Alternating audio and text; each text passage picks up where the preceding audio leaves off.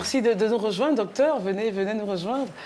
Avec beaucoup de plaisir, nous sommes avec M. Jean-Claude Kwame, auteur de ce livre « Étrange arc-en-ciel dans le ciel africain ».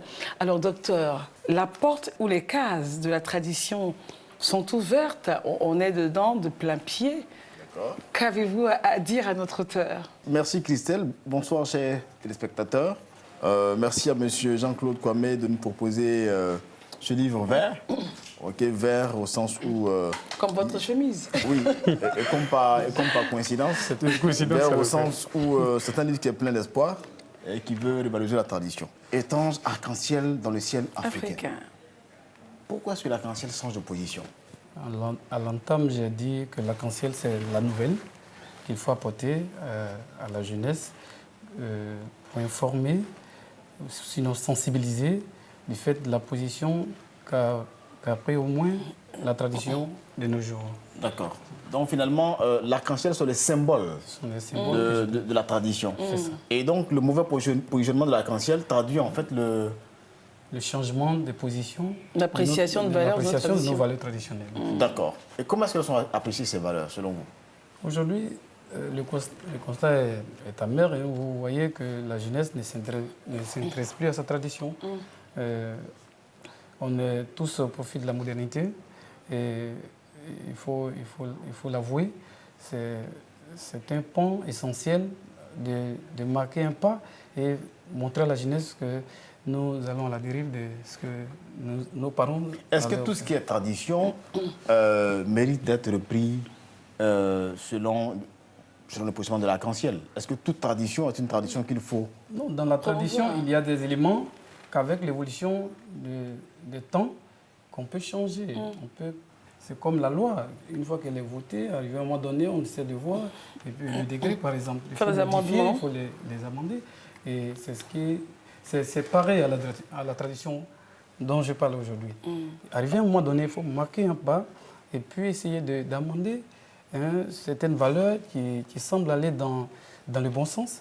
Et d'autres qui ne sont pas bonnes, il faut les bannir. Alors, mais pourquoi est-ce qu'ici, avec le positionnement de l'arc-en-ciel, les populations sont plutôt intriguées au lieu de commencer à agir?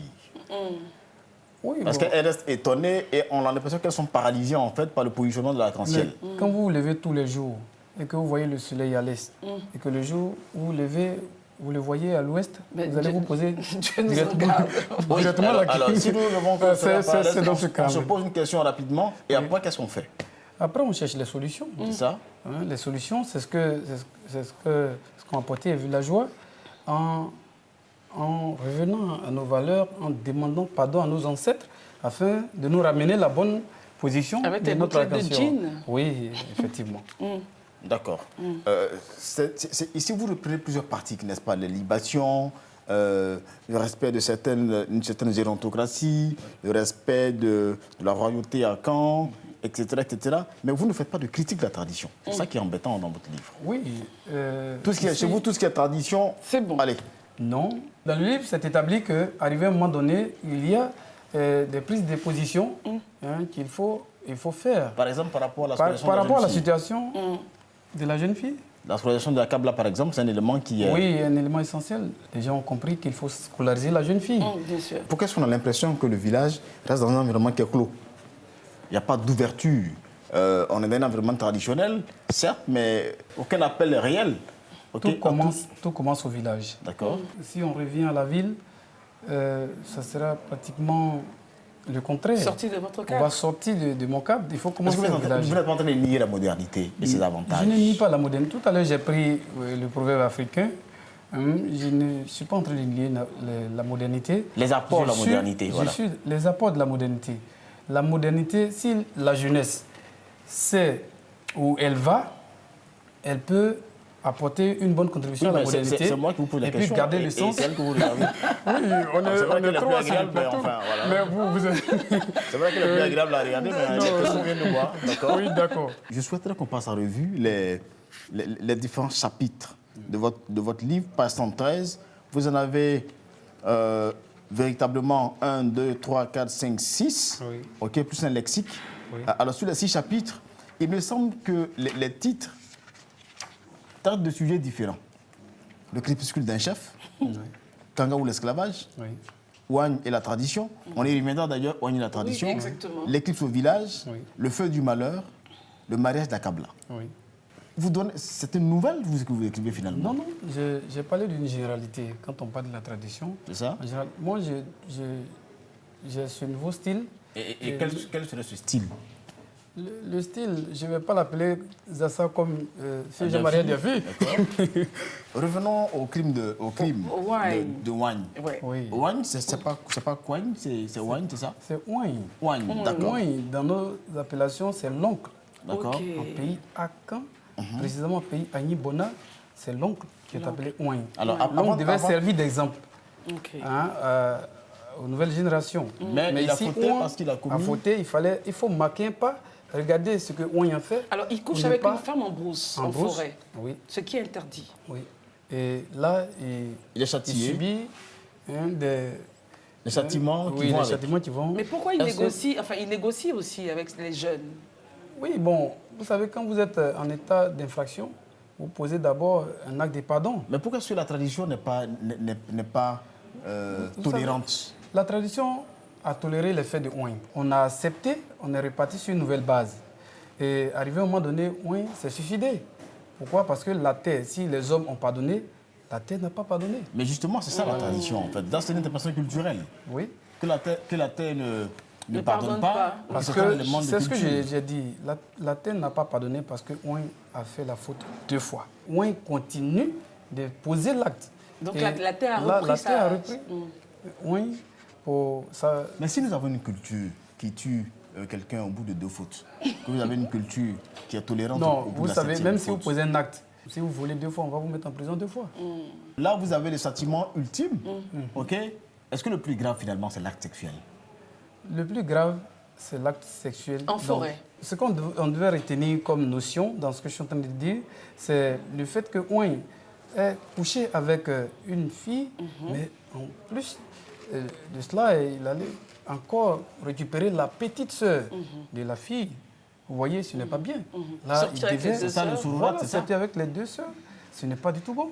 Que la On terre a le vu des tue. gens qui épousaient quand même des jumelles. Non, là, je devine que vous n'allez Un président vous n'allez pas me dire qu'un homme président puisse africain avoir le peut- courage d'aller prendre 2 sœurs. Un président africain ne peut pas citer son nom avec pour épouse des jumelles. Ou bon, ça peut-être que chez lui ça existe, mais chez nous. Chez vous, chez les Agni-Bonans, c'est chez pas nous, quelque chose à accepter. Les bonnes c'est pas du tout bon. On ne peut pas le faire. Alors, finalement, les traditions que vous décrivez, vous les décrivez d'une manière tellement cruelle qu'on se dit, est-ce que vous n'êtes pas en train de chasser les jeunes? Non. Parce que votre défi, c'est Cruel, je voudrais peut-être rectifier, c'est pas de manière cruelle. J'ai dit que je parle d'un message à la sensibilisation en fait. Donc le fait même de décrire... vous un acte- sensibilisez par le châtiment, en fait. Oui, mais quand on sensibilise, il faut donner ce qui n'est pas bon pour montrer l'exemple que si on commet la faute, oui, ce qui peut nous arriver. Ok. Mais si D'où on le ne cas de montre Ouagne. pas, oui, si on ne raconte pas, on ne présente pas l'image de ce qui peut nous arriver, on ne peut pas comprendre la leçon. D'accord. Donc il faut présenter des meilleures leçons à partir des exemples qui peuvent, n'est-ce pas, permettre à la personne d'assimiler en fait. Ok. Alors je souhaiterais avoir un élément de confirmation. Page 48. Ici, nos grands-parents comptaient les années en fonction des champs. Oui. Un champ cultivé fait pratiquement une année. Oui. La culture de l'igname part du mois de décembre, d'une année au mois de décembre de l'année qui suit. Donc, alors, ici, vous passez par l'élément de culture de l'igname. Oui. Et à la page 49, alors, vous tombez dans le système moderne. Depuis le 14 juillet passé, Oui. la pluie ne chasse plus les chèvres qui ont peur de se faire mouiller. Oui.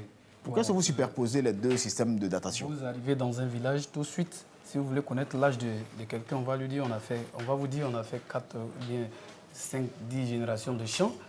Quand on mettait au monde cet enfant, Ça, c'était à on l'époque? avait...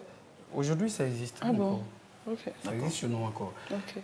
Parlons du 14 juillet, les parents ont cette notion chez nous que depuis le 14 juillet, c'est une date à laquelle il pleuvait assez. Quand la grande puissance faisait son indépendance, son indépendance le 14 juillet. C'est ça. Effectivement, la date marquante ici, dans l'esprit de nos parents, on sait que le 14 juillet Mais le souci, c'est que vous est une date importante. Vous faites Et il pleut l'option. assez. vous faites l'option de choisir l'élément de tradition africaine. Oui. Okay. Et puis après, vous optez pour le 14 juillet, qui est un système de datation qui n'est pas du tout africain. Est-ce que vous n'êtes pas en train de vous contredire? Non, pas du Lorsque tout. vous avez posé que la datation se fait par les champs, pourquoi vous ne continuez pas dans ce système? Parce que c'est une date qui a marqué les esprits. Et mais ce n'est pas une date de travaux champêtres non plus? Non. D'accord. On a dit depuis le 14 juillet, la pluie ne cesse de mouiller. Les animaux qui ont peur de se faire, qui se sauvent en fait. D'accord. Vu qu'il ne pleut plus, et la terre était desséchée, et il fallait qu'on recherche la pluie ensuite. Quelle est la jonction que vous faites entre la tradition et la modernité? Où est-ce qu'ils se rencontrent ces deux éléments? C'est une complémentarité. Que vous ne dites pas assez, malheureusement, dans le livre. Oui, non.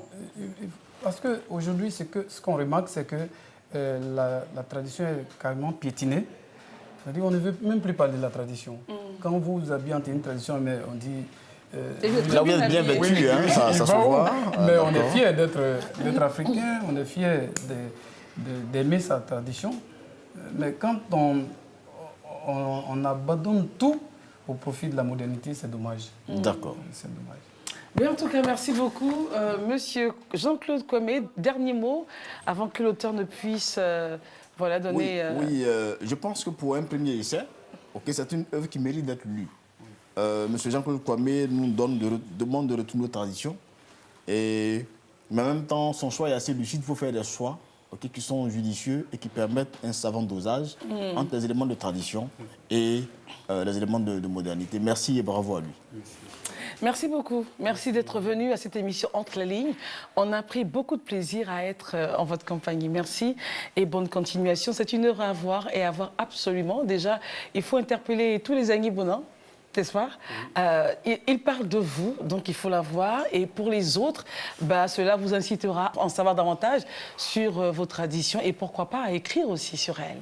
Merci de nous avoir suivis. Remerciements donc aux équipes techniques qui ont travaillé d'arrache-pied pour que nous ayons donc ce programme et tous les programmes que vous avez tous les jeudis à 20h30 sur RTI2. Merci beaucoup et on se retrouvera jeudi prochain pour une autre émission. D'ici là, que Dieu nous garde et excellente lecture à vous. Au revoir.